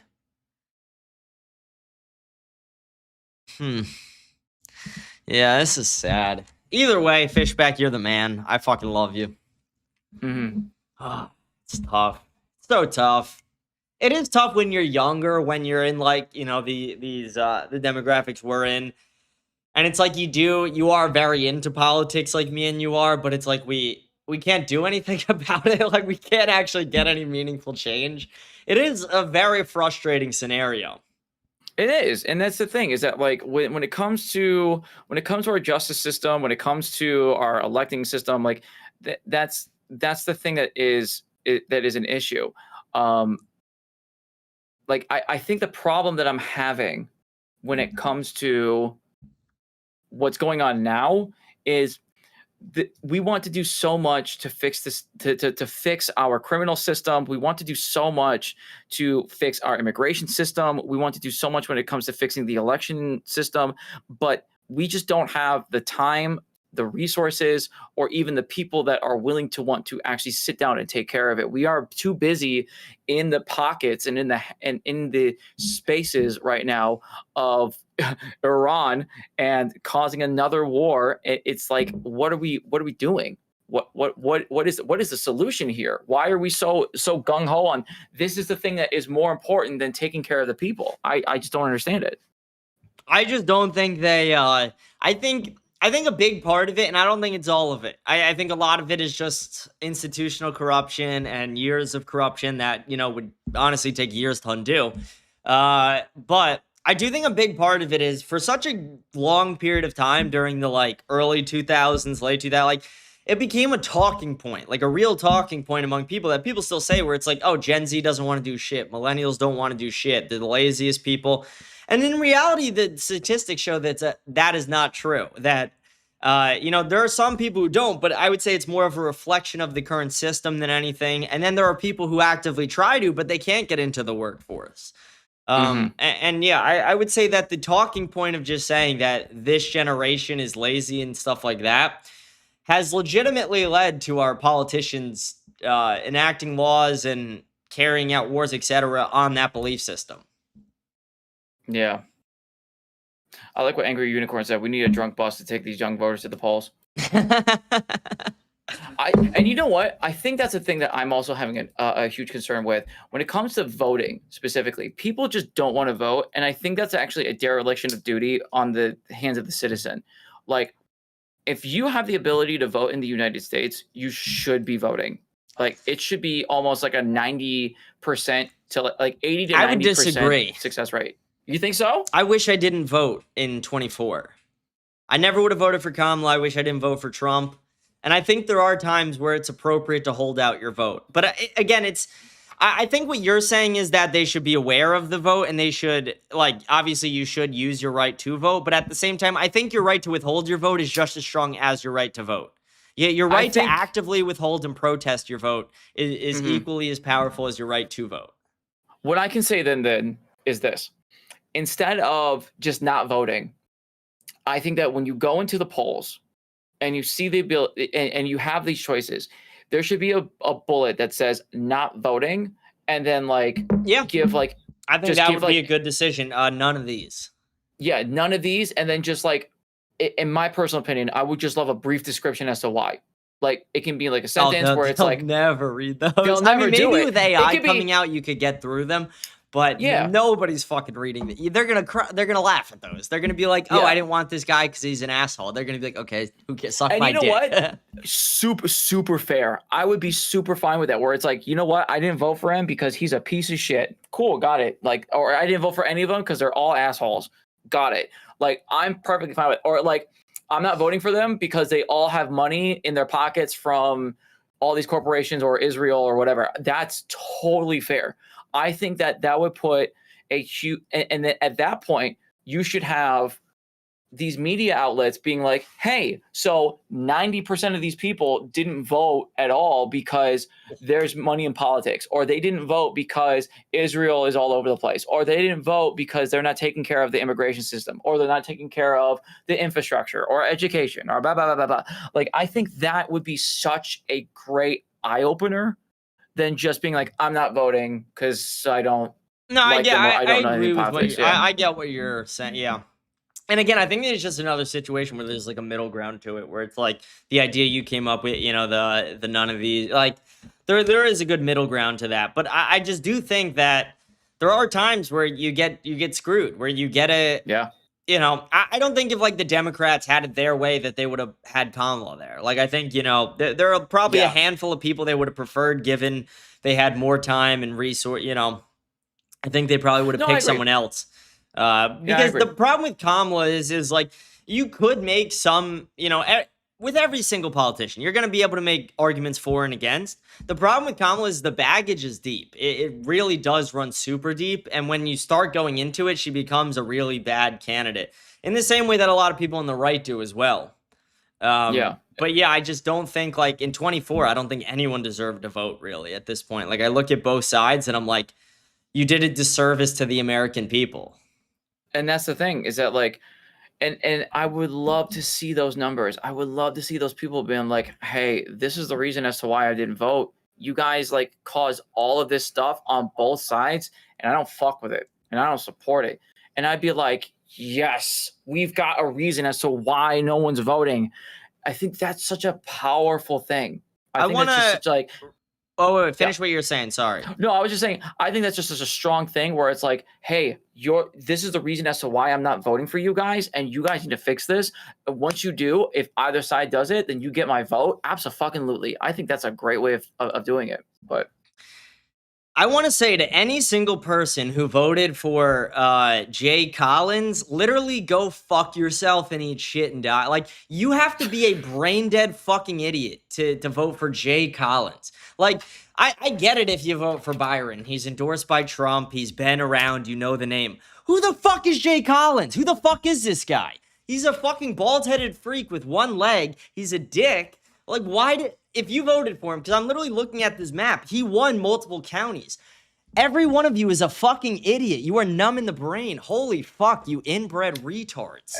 A majority of it's in the panhandle. I know, and we could both agree, probably. That's where the dumbest people in Florida are. Yeah. Yeah. I've never All been the to dumbest people in Florida are in Miami and in the panhandle. I've never been to any of these counties, but boy, oh boy, I bet you any money like Santa Rosa and Walton, they're gonna go also for Collins, which is so. But I mean, Palm Beach is going Donalds for sure. Yeah, Glades is gonna be. I think Glades will be the first county Fishback wins, and possibly the only county he wins. How is Polk County not even on the map right now? Polk County hasn't finished yet. Yeah, they're not even on the map for the Democrats. What the fuck? Oh, they'll be announced. Oh, wait. Is your map ahead of ours? You guys already have Palm Beach County. We have 68%. Oh, Jolly. We're 68 or 62. Yeah. Jolly's it. Yeah. Yeah. There ain't no way. Damn. Well, I lost some money, but you know what are you gonna do? Oh, did you go for Foster? No. I bet a lot of money on Fishback, but you know. Oh yeah. I'm not even. The money is irrelevant to me.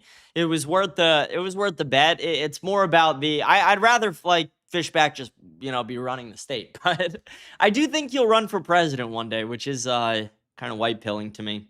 Have you Yeah, been I feeling just- black-pilled recently? I don't even know what that means. Just like everything is shit, it's never gonna get better. Slang term originating on mostly noticed describes a deep value as hopelessness. No. I feel like politically, that's how like a lot of people have been recently, which kind of sucks. Politically, yeah, I would.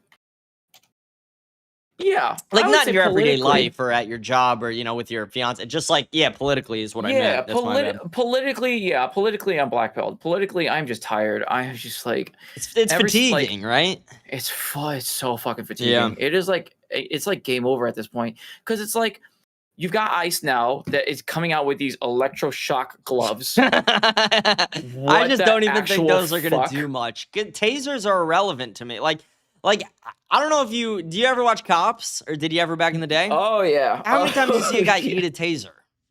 Not only eat a taser, but like the adrenaline kicking in so fucking hard. No way. The gloves, No way. No while way. they are kind of a funny idea to me, because it's just like kind of the idea of like a shocking glove is hilarious to me. That just seems like something where that I'd put on and like go grab my buddy on the arm. But it's just not going to be effective. It's not going to do anything, and it's just a bigger distraction from like they're saying. It just kind of goes into what I was saying earlier, where it's like it looks like Trump is going harder than he is. Like they bring this out, the left sees, and they're like, oh my gosh, ICE is doing this. But in reality, ICE's deportation numbers are not going to go up one iota because of this. Their deportation numbers would be the same with or without this. Not even that. I don't even think that like because we still have no idea what the deportation numbers They're are. low. Right? They're over-reporting right now. They're actually being sued for over-reporting. Are you serious? Yeah, it's under 1 million total. No fucking way, really? Yeah, I think it's under 750,000 total still. I could be wrong on that, but I know it's definitely under 1 million. I mean, in Trump's first year, he had about 300,000. And he said he had 2 million. Where's the can you send me where they're over-reporting? Yeah, I will let's see if I can find it right Government now. figures over-report the numbers by combining because they're combining the self-deportation numbers. But those are okay, so I'll explain why those are bad too. The self-deportation numbers, you want to know how they got that data? How? They sent out a survey to every illegal immigrant and said, "Did you self-deport?" That's so fucking stupid! Exactly. That is so fucking stupid! It's like sending a survey to like every defendant being like, "Did you commit murder?" That is like, no, I didn't. Okay, well, stupid. That's so dumb. Yeah, what do you expect out of the federal government, though? Do you expect confidence in this? Do you expect confidence in the Big 26, Matt? Hey, we deported your ass, but can you give us a 5-star review on us deporting you? What the fuck are we doing? No, but the thing is, like, they just send it to, and a bunch of them who are still in the country clicked yes, I self-deported, but they didn't. Oh my god! My point is, it's just wrong data because, like, they have no real idea, but they do know that it's very wrong, and the majority of the people who said they self-deported did not. They do know that. Oh my god! Yeah, which in itself just creates a dangerous scenario for everybody. It creates a lot more confusion and. Yeah. Oh my god! I have to look at this self-deporting survey. What the fuck are we doing? But I will say I got to take a piss pretty bad, so we should wrap this up kind of soon. I got to go to the bathroom so bad. No, we're good. But it was fun having you on. Do you have any closing things about the Tim Pool thing you didn't get to? Yeah. So, no, we're not tracking towards a civil war. Tim Pool has been crying about this for like 15 years. It's not gonna fucking happen. He's a crybaby about the shit. 2, his claims absolutely fucking mid. 3, the Democrats are not going to authoritarianism. We don't even have the power to even do that right now in our own government. I don't understand. And then he said that he tried to say like that the Democrats mainstream are more violent than the Republicans are. Honestly, if you're talking about mainstream violence, you can't substantiate that. We're on a trajectory downwards in the United States for violence. And then also on top of that, you can't be like, hey, so you murdered a guy. Did you vote for Jill Stein perchance? And then like put a microphone in their face. How the fuck does that work? So moderates are pussies. They need to man up and actually, or just adult up. I think and that's actually what pick a side. right and the left, like that. I think that's what we agree on is moderates or pussies. Yeah, I'll agree with you on All that. Moderates moderates are are pussies. pussies. If, But it if was fun anything talking gets, to you. I do want to have you back on again soon. I do I would want to love have that. another debate with you at some point too. Like we'll get Yes. a moderator and do like a legit debate. Yeah, I feel like it'd be I'd like fun. that. I want Yeah, I to see you agree. debate Ceci as well. That would be interesting because she's so much further left than you. It's actually insane. I've never heard of Ceci, and I would love to talk to her. Go I watch think, one of her YouTube videos. She has her. You can find her on YouTube under the same name. Just go Ceci, watch it okay. at some point tonight. They're all quick videos, but you'll see. It's just like one of her last videos is we need to start killing politicians, and I'm like Ceci. I'm like that. There's not a lot of things that are illegal to say. That is illegal to say. That is a little. It's a little bit wild to say that, but you know what? I'd be interested to see. I get what she the idea says of it. and get a I reasoning. actually understand the idea, but it is just a crazy thing to say on a live stream. But it was fun. I do got to go take a piss, and I'm gonna go, Yes. drink my sorrows away with Fishback. So I'm gonna try not to Do your kill thing. myself. Please do not. If you feel like you have to call me, I'm here. Okay, please don't do it. No, I'll send Please you a don't. video. I'll FaceTime you as I do No, it. don't send me a video. Don't You take a can be live the guy report. who's on FaceTime with me as I do it. It's an honor. Oh my No, God. but God bless you, man. I love you, man. I love talking to you. It's Hey. always a fun time. I always appreciate it. You always give a good conversation and good perspective. So Of course, bless you too, bro. Listen, thank you for having me on as always. And I'm always down for a good conversation with you, man. oh yeah, well we'll get you back on in the next few weeks. Amen to All that, right, brother. well have a good day, and as we're approaching the jolly everything, we'll talk more. Absolutely. I'll see you Peace. in the general, my man. Oh yeah. All right, well that was fun. That was a good show. Last episode actually yesterday was a little shadow banned, so we didn't do it. We didn't get a ton of comments, so we're just gonna wait till tomorrow to do them. I don't feel like doing it. Plus, I gotta take a piss. I really gotta take a piss. I don't feel like doing them at all. I don't want to interact with the Goyim right now. Do not want to interact with the Goyim. No, I'm kidding.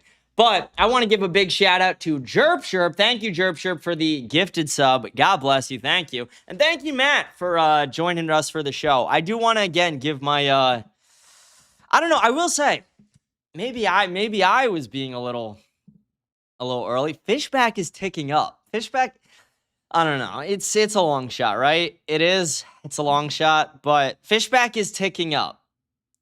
Fishback is taking. It's not impossible. It's definitely not impossible. It's not likely, but he's ticking up. I'm going to keep watching this. I'm going to keep updating people in the Telegram throughout the night. I'll be talking in the Telegram voice chats, everything. Letting people know my opinions on the rest of the election, how everything goes. Yeah, it's a sad day, but at the same time, there is a white pilling side to it that I do think Fishback has a long political career ahead of him. And again, this didn't go unnoticed. We can say that at the very least. He may not have won, but it never went unnoticed. He got the attentions of millions of people. He pissed a lot of people off, and he garnered a lot of support from a lot of young, patriotic Floridians. So God bless you, James Fishback. God bless your wife, Valerie. God bless your newborn child, or not newborn yet, but God bless your pregnancy. God bless you for your campaign. I mean, really, you put forth an effort that I couldn't even ask from a politician. I mean, you had 16 fucking places in Florida in one day and 11 the next. For the people who don't live in Florida, you will never understand how impressive that is. You will never understand how impressive driving from fucking Jacksonville to Miami and hitting 16 stops in one day is. That's an 8-hour fucking drive. That's 8 hours top to bottom of the state. People just don't realize how big the state is. People don't realize how busy Fishback was to the very end. So God bless you, James Fishback.